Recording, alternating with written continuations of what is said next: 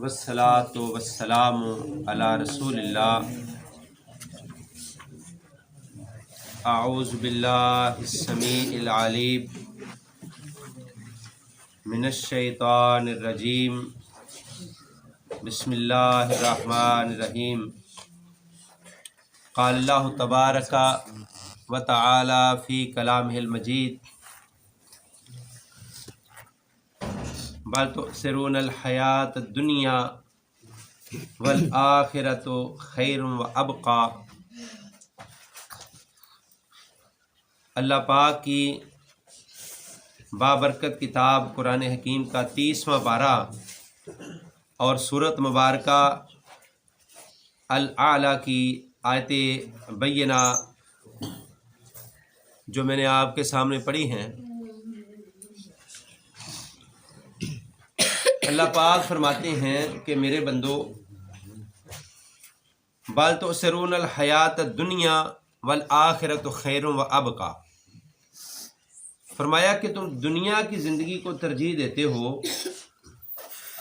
دنیا کی زندگی کے بارے میں بڑی تگ و دو کرتے ہو، اس کا بڑا اہتمام کرتے ہو،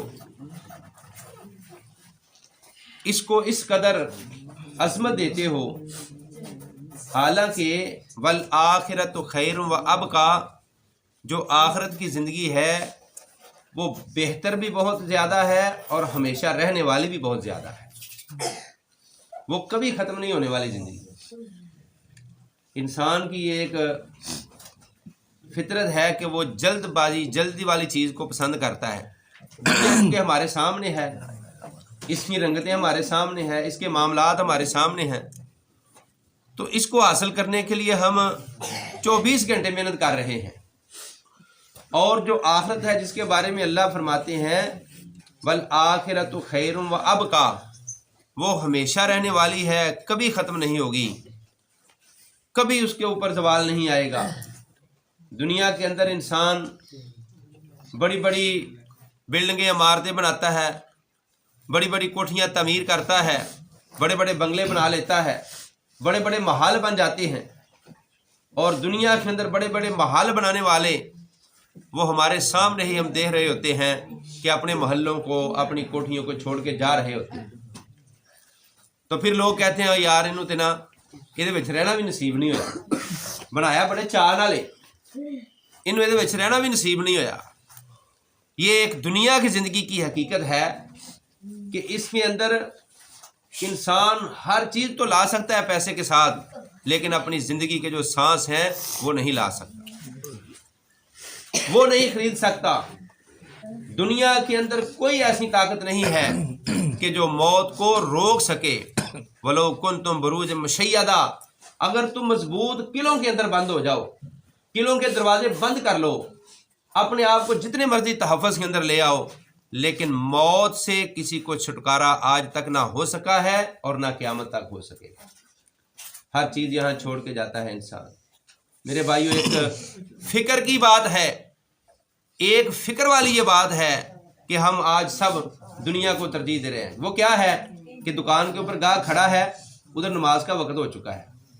بیٹا خاموش ہو جاؤ بھائی، نماز کا وقت ہو چکا ہے، دکان کے اوپر گاہک آئے ہوئے ہیں، تو پھر اس وقت یہ ہمارا ایک امتحان ہوتا ہے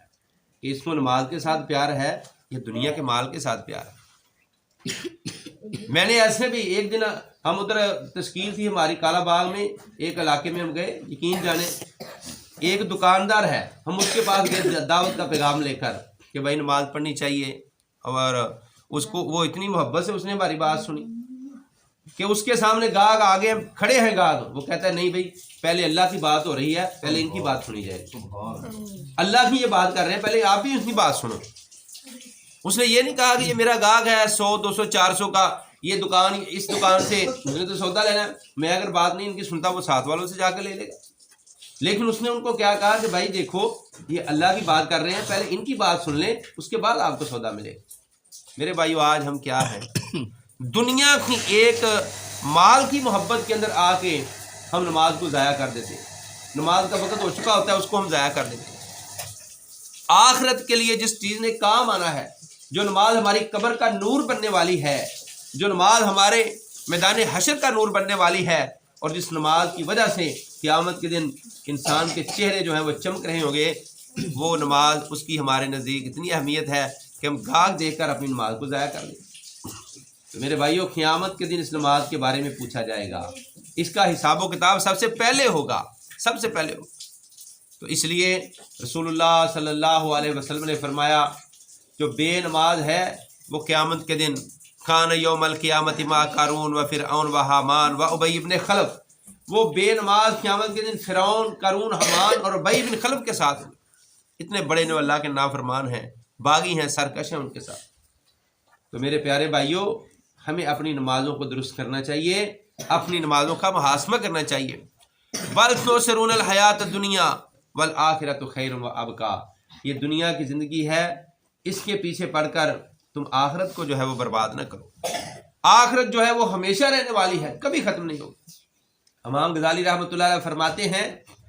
اتنی آخرت کی زندگی ہمیشہ رہنے والی ہے کہ اگر زمین اور آسمان کا خلا چھوٹے چھوٹے دانوں سے بھر دیا جائے اور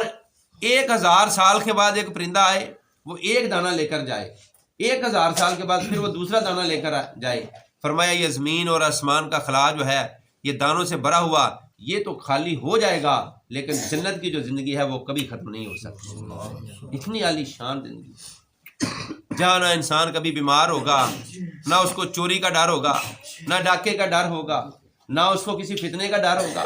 نہ اس کو بڑھاپے کا خوف ہوگا، نہ کسی بیماری کا۔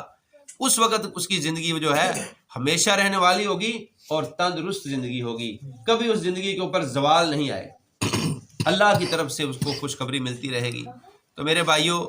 اس دنیا کی زندگی کے اندر ہمیں تھوڑی سی قربانی کرنی ہے۔ قربانی کیا ہے؟ خود بھی نماز پڑھیں، اپنے گھر والوں کو بھی نماز کی دعوت دیں۔ قوا انفسکم واہلیکم نارا، خود بھی نماز پڑھو، گھر والوں کو بھی نماز کی دعوت، ان کو بھی نماز پڑھاؤ۔ انشاءاللہ اگر ہم سب گھر کے افراد بھی نمازی بن جائیں گے تو جس طرح دنیا کے اندر ہم اکٹھے ہیں، اللہ کی رحمت کے ساتھ اللہ کی جنت میں بھی اکٹھے ہو جائیں گے۔ تو یہ بہت بڑی سعادت والی بات ہے۔ تو سبق کیا ملا ہمیں؟ سورۃ اعلیٰ کی اس آیت مبارکہ سے، ان آیات سے سبق یہ ملا کہ دنیا کی زندگی کو ترجیح نہ دو، آخرت ہمیشہ رہنے والی ہے، اس کو ترجیح دو، اس کے لیے کچھ سوچیں۔ ایک صحابی ہے، میدان جنگ ہے، کھجوریں کھا رہا ہے، نبی صلی اللہ علیہ وسلم نے فرمایا کہ مجھے ادھر میدان جنگ سے جنت کی خوشبو آ رہی ہے۔ تو وہ صحابی کہنے لگا کہ کھجوریں تو ابھی باقی ہیں، 8 10 یا جتنی بھی اس کے پاس تھی، اس نے ان کھجوروں کو وہیں رکھ دیا۔ کہنے لگا جہاں سے جنت کی خوشبو آ رہی ہے میں وہاں کیوں نہ جاؤں، پہلے اس جنت کو حاصل کر لوں جہاں سے جنت کی خوشبو آ رہی ہے۔ یہ ان کا ایمان تھا میرے بھائی۔ آج ہمارا ایمان اس لاج پہ نہیں ہے، اس پوزیشن میں نہیں ہے، لیکن پھر بھی الحمدللہ ہم اللہ کا یہ شکریہ ادا کریں کہ اللہ نے ہمیں اپنے گھر میں بلایا ہے، دین کی بات سننے کی توفیق دی ہے۔ انشاءاللہ اگر ہم دین کی بات سنتے رہیں گے اور دنیا کے اوپر اپنی آخرت کو ترجیح دیں گے، دنیا کو نہیں آخرت کو، کہ بھائی اصل مقصد ہمارا آخرت ہے، دنیا ہماری ضرورت ہے، ضرورت ہماری تو پوری ہو رہی ہے، اللہ کر رہے ہیں، کسی کی جلدی پوری ہو جاتی ہے، کسی کی دیر سے، کسی کی ساری خواہشیں پوری ہو جاتی ہیں، کسی کی نہیں، لیکن پھر بھی دنیا کے اندر کوئی نہ کوئی کمی رہ جاتی ہے، جتنا مال ہو، جتنی دولتیں ہوں۔ لیکن میں کل ہی بات کر رہا تھا کہ بڑے بڑے مالدار لوگ ہم نے دیکھے ہیں، وہ کہتے ہیں جی دولت کی کمی نہیں ہے، پیسے کی کمی نہیں ہے، لیکن ذہنی طور پر ہمیں سکون نہیں ہے، اطمینان نہیں۔ رات کو میڈیسن کھا کے سوتے ہیں آرام کرنے کے لیے، گولیاں کھا کے سوتے ہیں آرام کرنے کے لیے۔ تو میرے بھائیوں، جن کو اللہ نے توفیق بخشی ہے وہ نماز پڑھ لیتے ہیں، اللہ کا ذکر کر لیتے ہیں، رات کو سونے سے پہلے بھی اللہ کا ذکر کر لیتے ہیں، صبح اٹھ کر بھی اللہ کو یاد کر لیتے ہیں، ان کا دن جو ہے وہ خوشی میں رہتا ہے، سکون میں رہتا ہے، اور وہ اس بات پہ یقین رکھتے ہیں کہ ہم اللہ کے اوپر توکل کر کے نکلے ہیں، جو ہمارے نصیب میں اللہ ہمیں عطا فرما دے۔ تو انشاءاللہ بھائیوں، سب بھائی محنت کریں، کوشش کریں، نماز نماز نماز خود بھی پڑھیں، اپنے بچوں کو بھی لائیں، اور اللہ کے گھر کو زینت اور رونق بخشیں گے تو انشاءاللہ اللہ ہمارے گھروں کو زینت اور رونق بخشیں گے۔ اللہ ہمیں عمل کی توفیق عطا فرمائے۔ الحمدللہ رب العالمین والعاقبۃ للمتقین والصلاۃ والسلام علی سید المرسلین۔ یا رب لک الحمد کما ینبغی لجلال وجہک وعظیم سلطانک۔ اللہ اپنی رحمت سے ہمارے چھوٹے بڑے گناہوں کو معاف فرما دے۔ اللہ ہمارے گھروں میں جتنے بیمار ہیں صحت کاملہ عاجلہ نصیب فرما،